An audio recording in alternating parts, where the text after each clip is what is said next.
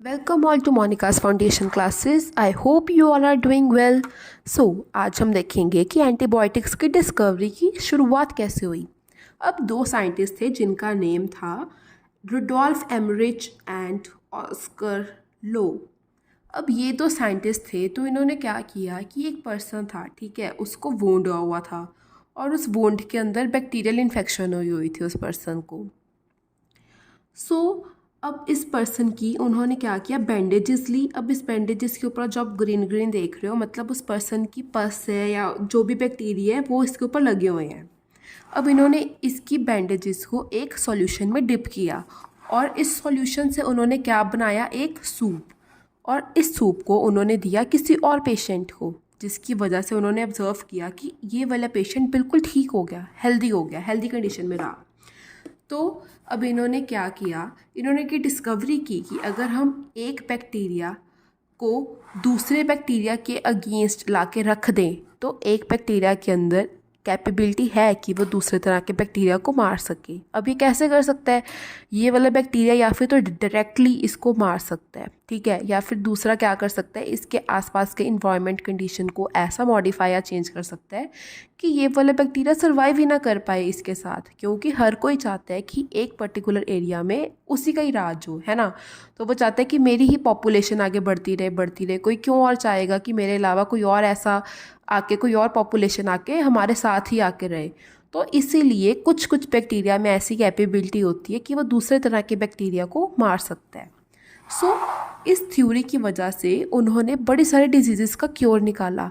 Diphtheria, cholera, typhoid, anthrax, ये काफ़ी deadly disease हैं जिसको हम इस मेथड के थ्रू ट्रीट कर सकते हैं।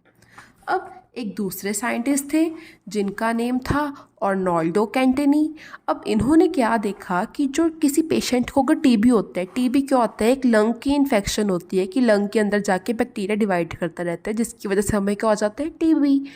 तो इन साइंटिस्ट ने देखा कि अगर किसी पर्सन को टीबी हो और उसकी डेथ हो जाए, अब जब तक वो पर्सन ज़िंदा था तब तक तो उसके अंदर टीबी के जो बैक्टीरिया थे वो अलाइव थे और रेप्लिकेट डिवाइड कर रहे थे। पर जैसे ही वो जब बंदा मर गया, जब वो पर्सन मर गया, तो उसने देखा कि जो बैक्टीरिया जो कॉज करता है ट्यूबरक्लोसिस को, वो भी गायब हो गया। उसको जब उसने सैंपल लिया, उसको एक भी बैक्टीरिया ट्यूबरक्लोसिस वाला नहीं मिला उसको। तो अब उन्होंने सोचा कि कुछ तो ऐसी बात होएगी किसी डेड बॉडी में जो कि जिसकी वजह से जो टीबी वाला बैक्टीरिया वो मर रहा है। तो उन्होंने क्या किया कि उन्होंने डेड बॉडी ली एक, और उसके अंदर जितने भी उनको बैक्टीरिया मिले वो सारे आइसोलेट किए और उसको एक सॉल्यूशन में रख दिया।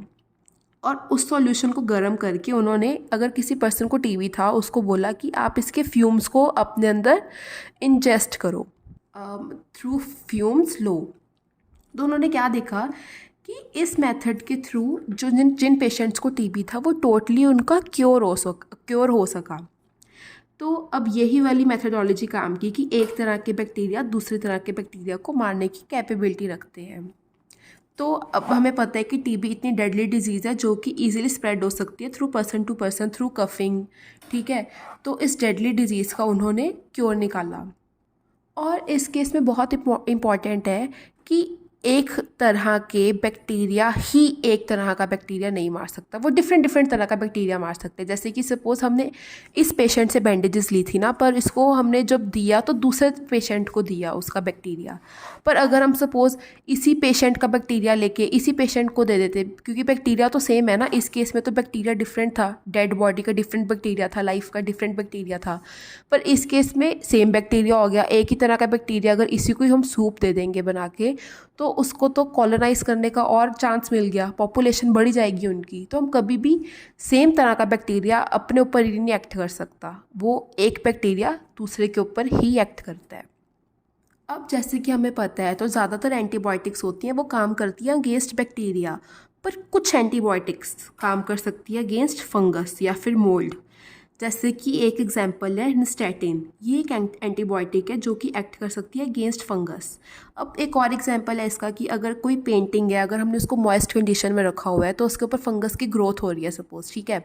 तो अगर हम उसको निस्टेटिन के ऊपर का स्प्रे करेंगे इसके ऊपर, तो जितनी भी मोल्ड फंगस उस जिस जिस एरिया में होगी वो सब क्लियर आउट हो जाएगी।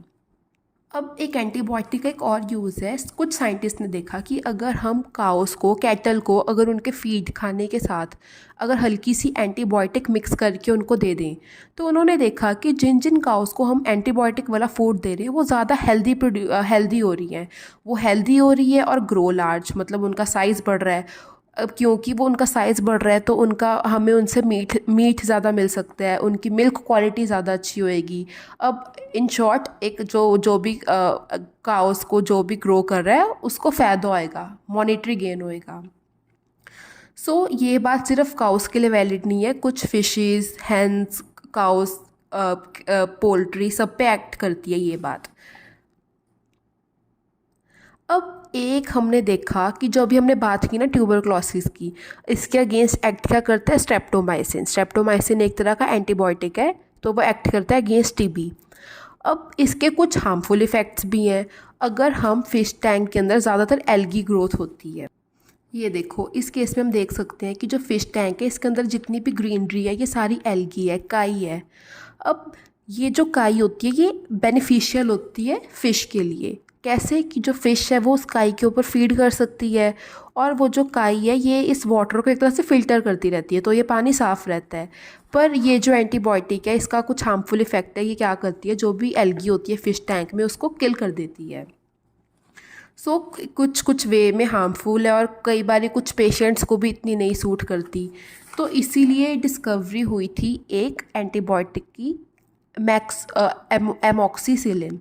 अब जो एमॉक्सीसिलिन एंटीबायोटिक है ये सेमी सिंथेटिक एंटीबायोटिक है। सेमी सिंथेटिक मतलब वैसे तो ये नेचुरली पाई जाती है, हम नेचुरली किसी चीज़ से इसको एक्सट्रैक्ट कर सकते हैं, पर हमने लैब में इसकी केमिकल कॉम्पोजिशन को हल्का सा मॉड्यूलेट कर दिया है।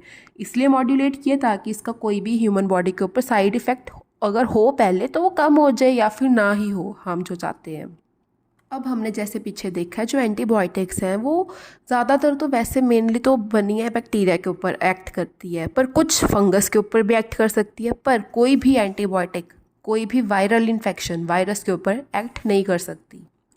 नाउ कि अगर सपोज़ किसी पर्सन को बैक्टीरियल इन्फेक्शन हो जाती है और डॉक्टर प्रिस्क्राइब करता है उनको 7 डेज़ कोर्स एंटीबायोटिक का, उन्होंने उस पर्सन को कहा है कि आपने 7 डेज़ लगातार सुबह शाम ये एंटीबायोटिक लेनी है, तभी आपकी बैक्टीरियल डिजीज़ ख़त्म होएगी अच्छी तरह से। पर अगर कोई पर्सन 7 डेज़ की जगह 6 या 5 डेज़ ही लेता है एंटीबायोटिक, तो क्या आएगा? स्टार्टिंग में तो उस पर्सन के शरीर में जो बैक्टीरिया है उसकी जो पॉपुलेशन है वो बहुत ज़्यादा आएगी, क्योंकि उसके बैक्टीरियल इन्फेक्शन है, तो उसने कुछ ऐसे साइंस या सिम्टम्स शो किए तभी वो डॉक्टर के पास गया। उसको बुखार था, खांसी थी, कुछ था, तो वो डॉक्टर के पास गया, तो डॉक्टर ने देखा कि उसको बैक्टीरियल इन्फेक्शन है, तो उसने उसको दवाई दी। तो स्टार्टिंग में तो उसके बॉडी में बैक्टीरिया बहुत ज़्यादा नंबर में थे, पर 6 या 5th डे पे जब उसने एंटीबायोटिक का कोर्स लिया, स्टार्टिंग में तो सारे सीरियस होते हैं ना, दवाई खानी है सुबह शाम, एंड तक आते आते भूल जाते हैं। तो एंड तक आते आते वो सपोज़ दवाई खाना भूल गए, तो पहले के कंपैरेटिवली तो बैक्टीरिया का नंबर कम हो गया। तो सपोज़ उन्होंने 6 या 5th डे के बाद दवाई लेनी छोड़ दी, तो अब क्या होगा कि जो बैक्टीरिया का जो नंबर है जो कम है, अब ये बैक्टीरिया अब थोड़े से रह गए हैं। अब ये करते हैं डिवाइड, पर इतनी तेज़ भी नहीं डिवाइड कर सकते कि सिर्फ जो 2-3 जो कम है जो बैक्टीरिया वो सर्वाइव कर सकें। तो अब ये कुछ ऐसी अपने स्ट्रक्चर में या केमिकल कॉम्पोजिशन में कुछ ऐसा मॉडिफाई कर सकते हैं अपने आप को कि इनके ऊपर अगर हम अगली बार कोई भी एंटीबायोटिक लें वो इसके ऊपर एक्ट ही ना करे। मतलब ये जो बैक्टीरिया है वो रेजिस्टेंट हो जाएगा टू बैक्टीरियल डिजीज़।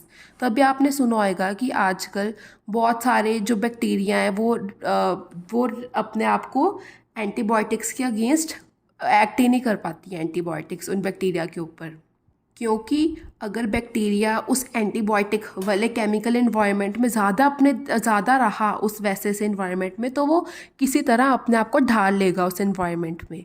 सो ये बहुत इंपॉर्टेंट होता है कि अपना जो कोर्स लें, हम जो डॉक्टर ने हमें प्रिस्क्राइब किया उसको हम अपना फुल कंप्लीट करें। So today this was all for today's lecture. We will continue with this book in further lectures. Thank you.